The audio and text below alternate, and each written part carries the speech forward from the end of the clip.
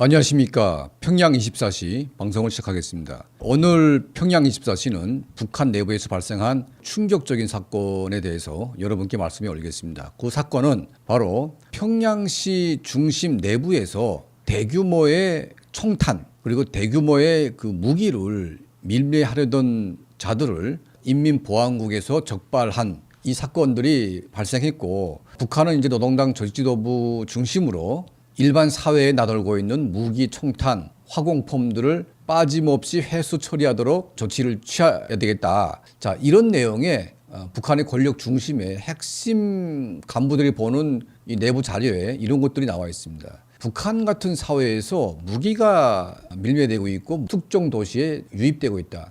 특히 북한의 김정은 정권을 지키는 권력 중심부의 북한 정권이 허락하지 않은 무기가 밀반입되고 있다는 것은 이거는 뭘 의미하겠습니까? 바로 반체제를 의미합니다. 북한 같은 사회, 그러니까 모든 주민들의 숟가락까지 해고 있는 사회에서 무기라는 것은 인민군대와 국가보위성, 사회안전성, 군대와 국가 공권력을 제외한 모든 사람들은 일체 무기를 소유할 수가 없습니다. 자, 그런데 국가에서 허락하지 않는 무기들을 일반 민간인들이 대량으로 소유하고 있다. 그리고 대량의 총탄까지 밀매를 하고 있다는 것은 이 북한 사회가 나사가 빠진 것을 넘어서 이제는 북한 주민들이 일방적으로 당하는 상황에서 뭔가 저항하려고 하는 새로운 패러다임이 열리고 있는 것인가에 대해서 제가 조심스러운 예측을 해보게 됩니다. 그러면 첫 번째로 북한에서 어떤 방식으로 무기가 구입되고 있는지 제가 한번 분석을 해보겠습니다. 첫 번째는 북한에서 그 대량의 무기가 일반 민간인들에게 유포가 되고 있는 것은 지난 3, 4년간 북한 전 지역에 내렸던 집중 폭우 때문에 많은 군사 시설들이 유실됐습니다. 자, 그래서 이 복구 건설에 동원됐던 일반 주민들이 무기고가 무너져 내리고 여기서 유실된 많은 무기들이 민간인들 손에 들어갔는데 이것을 정권에 바치지 않고 개별적으로 몰래 숨기고 있는 사례가 너무 많다. 그러니까 이제 뭐 평안남도 양덕군 또 장진 그리고 이제 평안도 일대 많은 그 군사시설 일대에서 최근 2, 3년간 엄청난 폭우를 맞아가지고 인민군 막사가 무너지고 무기고가 또 내려가는 사건들이 많았습니다. 대량의 무기가 흘러가다 보니까 회수가 안 된 무기들이 너무 많다. 그러니까 지금 원래 정권에서 인정한 무기와 무기고의 무기가 일치해야 되는데 이 맞지 않아도 넘어가는 것은 수해 때문에 많은 무기가 흘러갔기 때문에 이것을 눈감아주는 상황이 발생한 것이죠. 자, 그래서 이런 무기들이 지금 북한 내부에 북한 정권이 아닌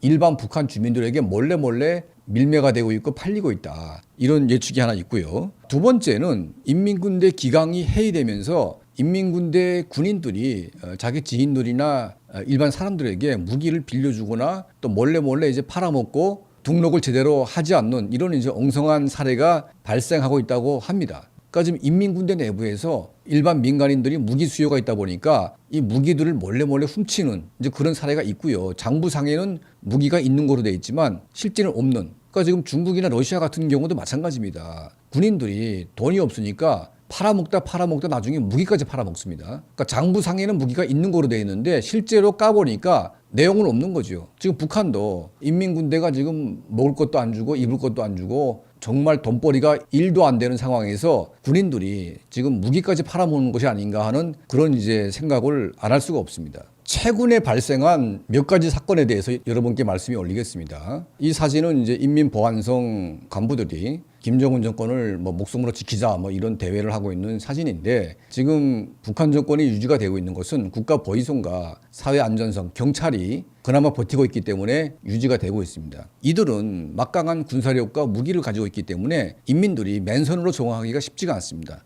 그럼에도 불구하고 지금 저항의 형태가 과거에 지나가는 국가보위성 요원들이나 사회안전성 요원들을 몽둥이로 가격하거나 물리적으로 하는 그 단계를 넘어서서 이제는 무기를 활용한 보복을 지금 하고 있다는 겁니다. 실제로 최근에 평양시에서 아주 이상한 사건이 발생했습니다. 이상한 사건이 뭐냐? 북한에서 최고의 권력자만 통제할 수 있는 창강분주소라고 있습니다. 이 창강분주소는 국가보위성과 사회안전성을 합쳐놓은 것과 같은 것인데, 이 창강분주소는 노동당 중앙위원회 핵심 간부들만 감시하는 이제 그런 것입니다. 자, 그런데 이 창강분주소의 핵심 간부 대자가 그 아들이 행방불명이 됐습니다.